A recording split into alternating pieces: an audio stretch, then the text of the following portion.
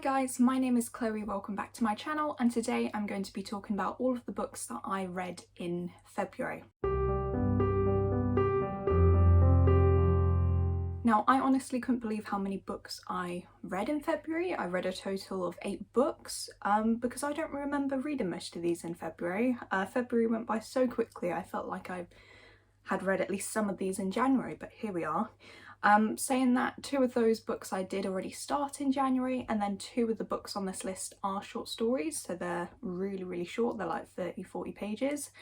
So yeah, that's kind of how I've managed to get to 8 books in February. Let's just get into it and see what books I read in February. So the first book that I read in February I did actually listen to on Scribd, and this is Lost in the Moment and Found by Seanan McGuire, and this is book 8 I think in the Wayward children series, and this one was really great. I really enjoyed it.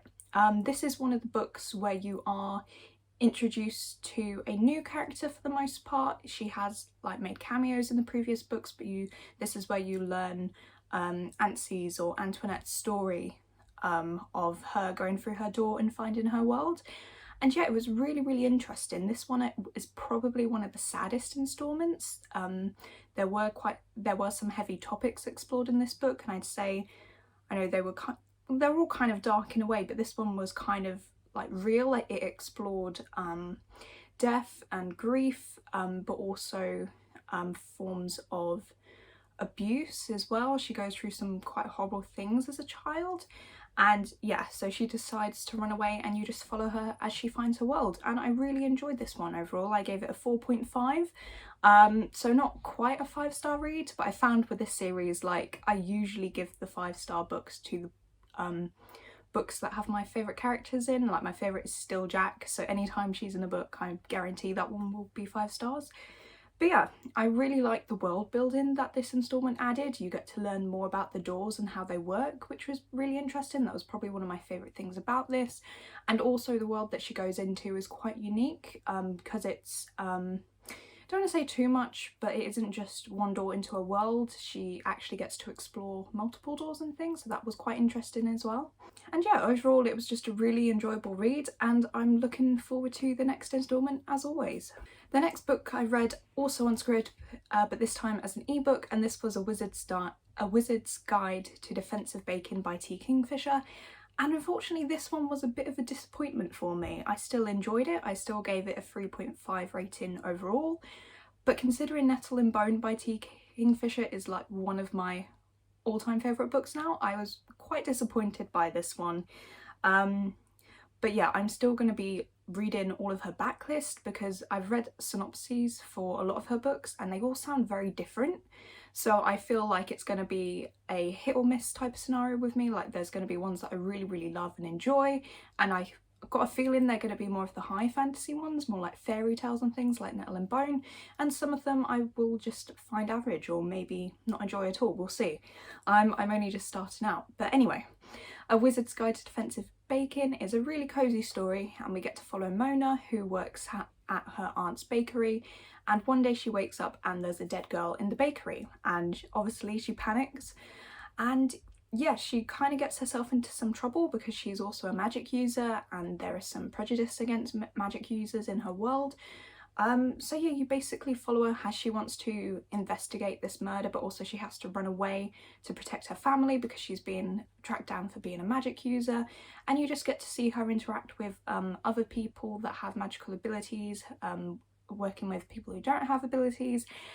And yeah, the exploration of her powers was one of the most interesting parts of the book for me. So her magic is all to do with bacon, so she can make sentient creatures and like gingerbread men and make them come alive, and that's probably the favourite part of the book for me, whereas the plot overall I thought was just fairly average. I do like the cosy whimsical feel that it had overall as well, and I think that's why it was in the higher 3s versus a low 3. So yeah, I will definitely be checking out more Kingfisher books in the future. I want to find more hidden gems like Nettle and Bone, and yeah, check this one out if you just want a whimsy cozy time. And yeah, it was just some good fun, but make sure you have snacks because this book will make you hungry. Moving on to the first physical read that I read in February, and this one was How to Sell a Haunted House by Grady Hendrix. I was really looking forward to this book. I've been enjoying all the books I've read by this author so far. Saying that, I have only read two. I've read the Southern Book Club's Guide to Slaying Vampires and then the Final Girl Support Group, and that one is still my favourite so far. So yeah, I was really excited to check this one out. I don't really read that many horrors and I really enjoyed this one. I gave it 4 stars. So in this one you do get to follow 2 siblings, mainly Louise and also Mark, and their parents have died in a car accident, and so they have to go to their parents' house, sort out what they're doing with the house. Are they going to sell it? What are they going to do with the furniture in there? And all that stuff you have to sort out when somebody passes away, whilst also dealing with their grief. And it was really interesting. You got to explore their sibling dynamic. They really hated each other at the start, but I love that you get to explore their relationship as the story goes on.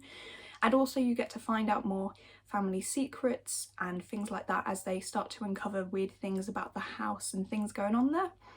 I will say I was slightly disappointed by this book, but not because of the book itself, it was because of the expectations I had for the book. I really wanted more ghosts. Like, I really wanted this to be like a ghost story, and it isn't.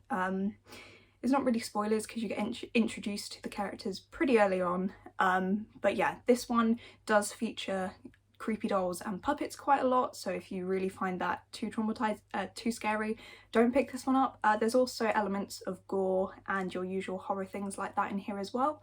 So yeah, definitely check out the trigger warnings if you want to pick this one up, but I feel like this one was a really good horror story, and I loved the exploration of family dynamics and stuff like that as well. So overall, fairly enjoyable.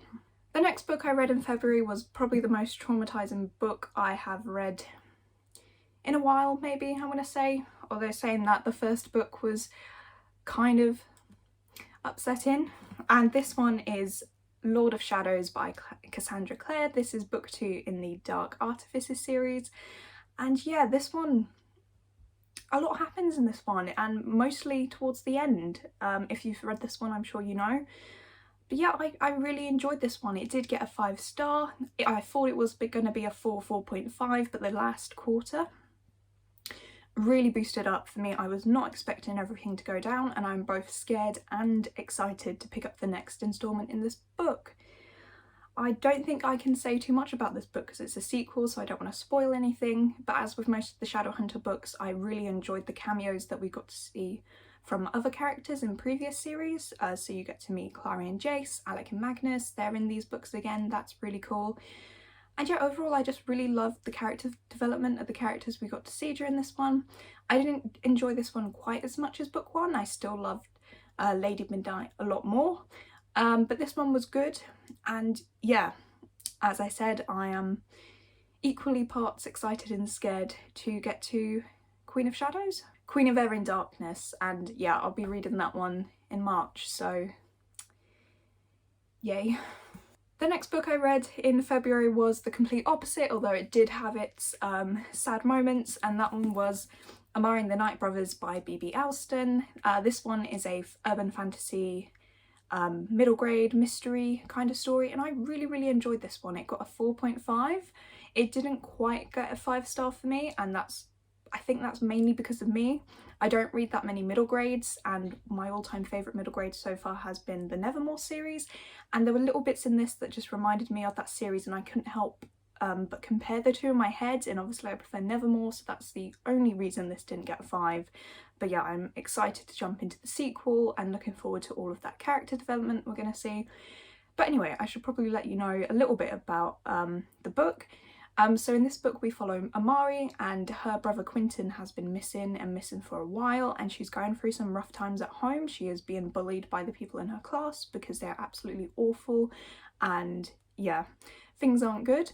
But then one day she finds her brother's laptop and manages to get into his email, and then a briefcase of his magically arrives, tells her he's alive and that he's actually been part of the Bureau for Supernatural Affairs. And so Amari just delves into this world trying to find her brother, but also learning more about the supernatural world herself. And this one was just a really fun time.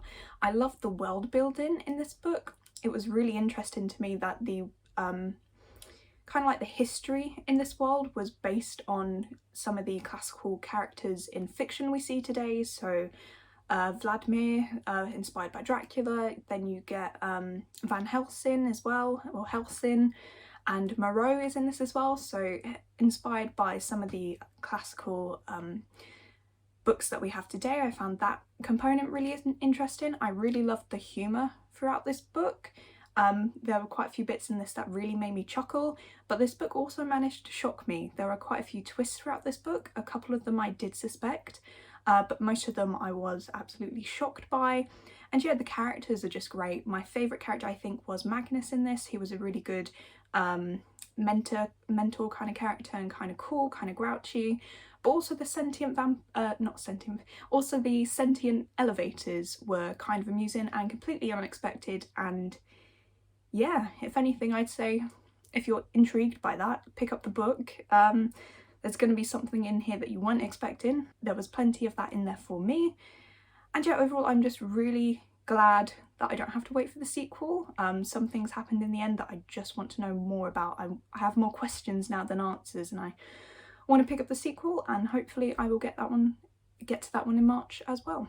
The next book I finished in February was one of the short stories that I was talking about, and this one is one of the Amazon original stories at the minute, and I read this on Kindle Unlimited, and this one is What the Dead Know by Nghi, I think. Don't completely know how to pronounce that name, but I'm going to go with that for now. But yeah, I gave this story a 4.5 stars, and this story was 30 pages long. It felt like it was a lot longer. There was so much in this that it felt like I was reading a much longer book, which was great, because usually with short stories I find there isn't enough content. I don't feel like I've got enough out of the story, if you know what I mean. But yeah, this one was really interesting, and I think I enjoyed it more because I'm really on my paranormal kick at the moment. But this one is a historical paranormal ghost story. And you follow two characters, and they go around pretending to do seances and stuff to get money, and that's their job. But then they go to a house and they experience something that they didn't make up, and things start going wrong, and there's a really creepy atmosphere, and it's just great. I can't say too much more because, as I said, it's a really, really short story. But yeah, I only wish that this was a full-length novel. I would have loved so much more from this. But yeah, I will definitely be checking out more from this author in the future because I really liked the writing and the atmosphere. And yeah, I've heard some good things about other works from this author before as well. So yeah, it was a really good chance to check out something by a new author, and I'm glad I loved it. So I will be reading more in the future. And then the next one was another short story in this collection. I think this one is a bit more popular. It's the one that I've seen most people reading on BookTube, and this is 6 Deaths of the Saint by Alex E. Harrow. Again, I hadn't read anything by this Alex E. Harrow as well, so it was really nice just to explore some of their work and their writing, and I also really enjoyed this one too. And I gave this one 4 stars, so didn't enjoy it quite as much, but still enjoyed it a lot, and I was still shocked at how much was packed into these 30 pages. It was absolutely incredible. This one is a lot harder to describe, and I really think you need to read it to understand what's going on. But this one is more of a fantasy book, and we are following a poor girl who's working possibly on a farm, I think, if I can remember correctly, and she is visited by the Saint of War, I think it is, and the story just kicks off from there. But this one was really, really interesting. It's told in second perspective and I think first perspective in places, so that made it really interesting to read. And yeah, it was just crazy how much emotion was packed into a small amount of pages. It was just crazy. I can't say too much more, but honestly, for 30 pages, check it out. It's definitely worth your time. And yeah, I just can't say too much more apart from the way I describe this book is beautifully sad, I think, is the best way I can describe this book. But yeah, I gave it 4 stars, really enjoyed it, and will probably be checking out more from Alex E. Harrow as well. And the last book that I read in February was a reread for me, and I was so glad to read this book again, and this one was Ninth House by Leigh Bardugo. I did read this one possibly 2020, I want to say, and I really enjoyed it. I gave it 4 stars. But upon reread, I have decided that this is a 5-star book for me. I just enjoyed it that much more. It might be as well because I am, as I mentioned, on a paranormal kick right now, so I really enjoyed the ghost elements in this book just so much more. It was really, really great. But this one is an urban paranormal fantasy, and we are following Alex Stern as she attends Yale. So she's been recruited as part of this society known as Leave. I want to say Leave or Life. I don't know how you pronounce it. But yeah, and her job basically as part of that society is to monitor the other secret societies at the school because they use dark magic and they do rituals and things like that. So her job is to make sure that their societies aren't out of hand and there aren't people dying and they're not doing stuff that isn't too crazy. They do some pretty crazy stuff, but she has to keep them in line and stop them from going from too far, which is great. And Alex is really special because she is able to see the greys, which are ghosts of people, so she has some ability there and that becomes really handy for her. And yeah, overall I just had a great time reading this book. I still think the atmosphere in this book is incredible. It's so unnerving and creepy in places and unsettling. I think that's one of the main highlights of this book. I also really like that this book has a dual timeline. So the first timeline you are following Alex while she's at Yale in the present day and someone's been killed and she has to work out what's going on there. But then in the other timeline we are following her in the past as she's going through her induction to Yale for the first time, and she is being mentored by Darlington, who is also great. Just a really good read overall, and yeah, I completely forgot how much happened in this book and I forgot how crazy the ending was, so thoroughly enjoyed the reread. 5-star book, and yeah, I'm reading Hellbent at the moment, so I can't wait to finish that one out as well. So that was it. Those were all the books that I read in February. Quite a mix overall actually, and quite a mix of ratings, but thankfully nothing that I didn't hate again, which is good, so keeping up the good reading year so far, which is absolutely great. Let me know if you've read any of these and what did you think. I would love to hear your thoughts. But otherwise, I hope that you're enjoying your current read and I will see you in the next one. Bye!